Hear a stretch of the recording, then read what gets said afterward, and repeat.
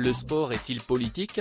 La question s'est invitée ces derniers jours à Roland-Garros, notamment après un écrit de Novak Djokovic. Le Kosovo est le cœur de la Serbie. Arrêtez la violence, a été inscrit par le joueur serbe de 36 ans, sur la caméra du cours Philippe Chatrier, à l'issue de son premier tour victorieux ce lundi 29 mai. Cette prise de position intervient alors que des affrontements se déroulent entre manifestants serbes et forces de l'OTAN au nord du Kosovo, explique Le Monde.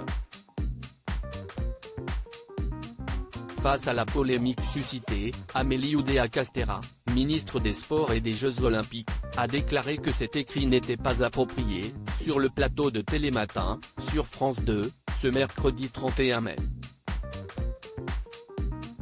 Il ne faut pas que ça recommence, a martelé la membre du gouvernement, interrogée par Thomas Soto.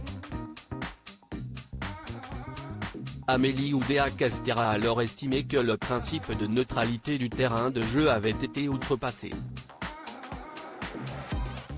Quand on porte des messages que sont la défense des droits de l'homme, des messages qui rapprochent le peuple autour de valeurs universelles, le sportif est libre de le faire. En l'occurrence, si est un message qui est militant, très politique, a-t-elle ajouté dans Télématin. Découvrez les ministres du gouvernement borgny bientôt une sanction pour Novak Djokovic. En conférence de presse, après son match remporté, Novak Djokovic a expliqué son geste. Je suis fils d'un homme né au Kosovo, je sens une plus grande responsabilité à apporter mon soutien à notre peuple et à toute la Serbie, a-t-il indiqué, selon Le Figaro.